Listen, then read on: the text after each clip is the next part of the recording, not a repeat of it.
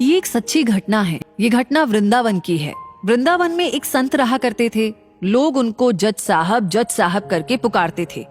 तब लोगों ने पूछा कि ये तो एक संत है, तो फिर लोग उनको जज साहब करके क्यों पुकारते हैं? तब एक ने बताया कि असल में वो संत एक जज थे जो जिले के कोर्ट में फैसला किया करते थे। जिले के गांव में एक केवट रहा करता था जो एक शिव भक्त था। वो भोला था। वो रोज शिव मंदिर जाकर प्रभु की सेवा करते थे। एक दिन की बात है, केवट को उसके पिताजी ने बुलाया और कहा कि बेटा, तुम्हारी बहन अब बड़ी हो गई है और कुछ महीने में उसकी शादी करनी है और पैसों की जरूरत है। तुम जाके जमींदार से कुछ पैसा उधार लेकर आओ। उस पैसे से तुम्हारी बहन की शादी करेंगे, फिर बाद में उनको ब्याज सहित पैसा लौटा देंगे। तुम जल्दी जाके पैसे लेकर आओ। केवट फिर उस जमींदार के पास जाके कुछ पैसे उधार लेकर आया और वो पैसे पिताजी को दिए। कुछ महीने में केवट की बहन की शादी बड़ी धूमधाम से कराई। शादी के बाद केवट शहर गया। कुछ सालों में उसने खूब सारे पैसे कमाए। फिर वो अपने गांव आ गया और एक दिन पिताजी को बोला कि पिताजी, ये पैसा ले लीजिए और जमींदार के सारे पैसे लौटा दीजिए।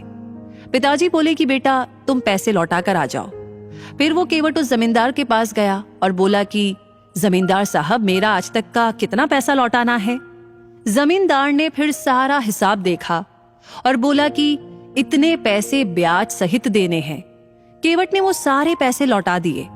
फिर जमींदार ने उसे एक पर्ची दे दी जिसमें लिखा था कि केवट ने मेरा सारा हिसाब चुकता किया है, अब इसका कुछ भी ऋण बाकी नहीं है। जमींदार बोला कि केवट, ये पर्ची देख लो। तब केवट बोला कि नहीं साहब जी।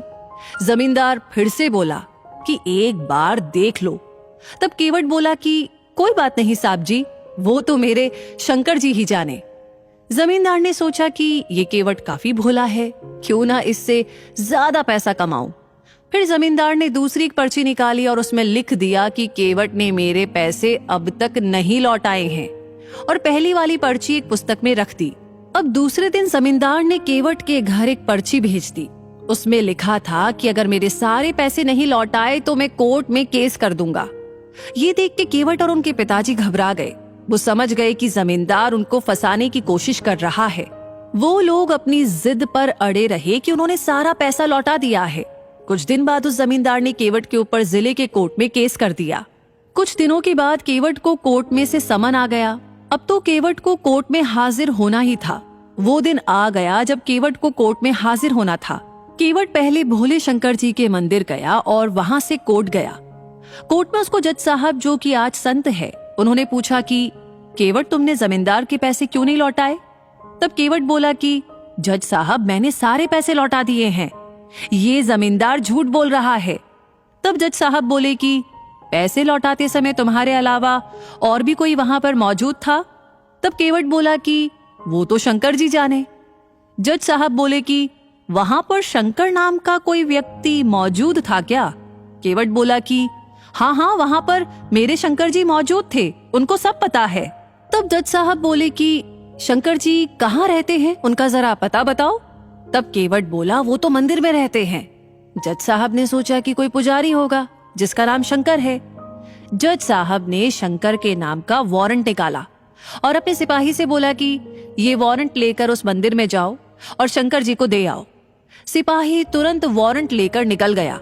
कुछ देर के बाद वो मंदिर पहुंच गया। पुजारी से बोला कि यहाँ शंकर नाम का व्यक्ति कौन है, उनके नाम पर ये वारंट है, उनको बुलाइए। तब पुजारी बोला कि शंकर जी तो देवों के देव महादेव जी है। तब सिपाही बोला, ये वारंट तो उन्हीं के नाम पर है, उनको कोर्ट में हाजिर होना पड़ेगा।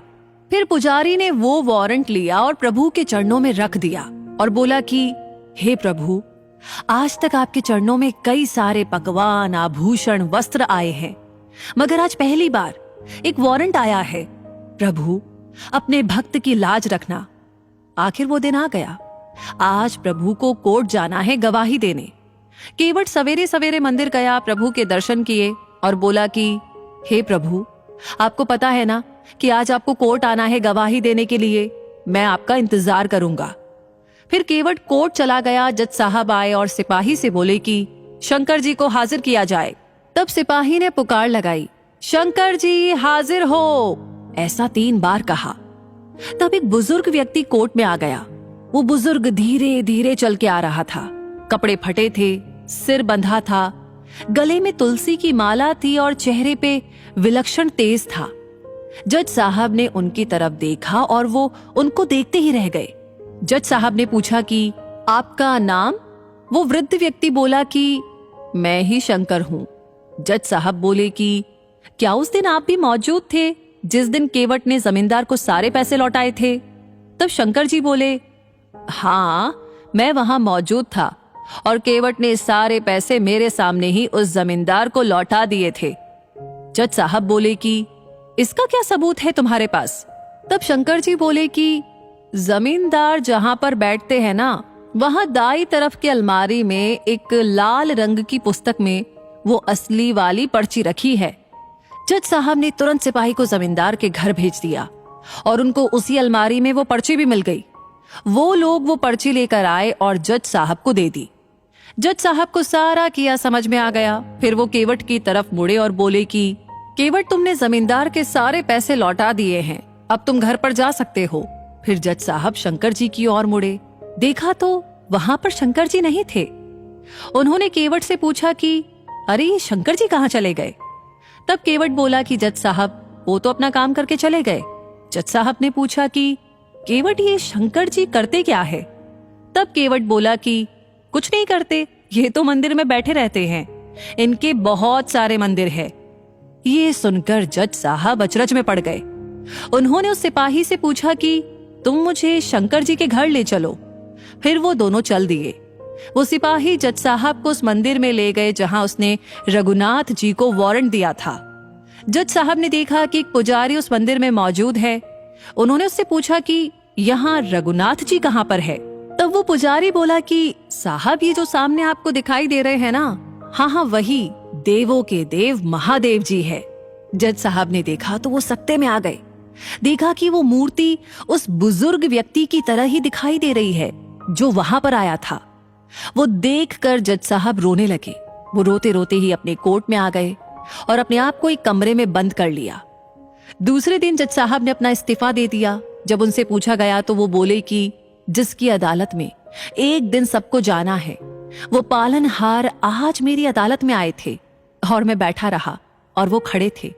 मैंने बहुत बड़ी भूल कर दी, उनको पहचाना तक नहीं। लोगों के जीवन का फैसला करने वाले को ही फैसला सुना रहा था। दोस्तों, जानते हैं आप, आज भी वो जज साहब वृंदावन की गलियों में घूमते नजर आते हैं। हर रोज वो प्रभु के दर्शन मंदिर के बाहर से ही करते हैं और वो भी खड़े रह के। तो दोस्तों, सच्चे मन से की गई भक्ति में ही भगवान रिझ जाते हैं। भगवान को सिर्फ और सिर्फ सच्ची भक्ति और प्यार चाहिए, इनसे ही वो खुश हो जाते हैं। इसी के साथ ये कहानी यहीं पर समाप्त होती है। ये कहानी, ये वीडियो आपको कैसा लगा कमेंट सेक्शन में लिख करके अपनी राय हमें जरूर बताइएगा। लाइक ऑलरेडी आपने कर दिया है तो इस कहानी को ज्यादा से ज्यादा लोगों के साथ शेयर करना बिल्कुल ना भूले। बाकी हमेशा ऐसी कहानियां आपको समय समय पर मिलती रहे, उसके लिए हमारे पेज को फॉलो करना बिल्कुल ना भूले। मिलेंगे बहुत जल्दी ही नई कहानी के साथ। तब तक के लिए आपसे कहूंगी धन्यवाद।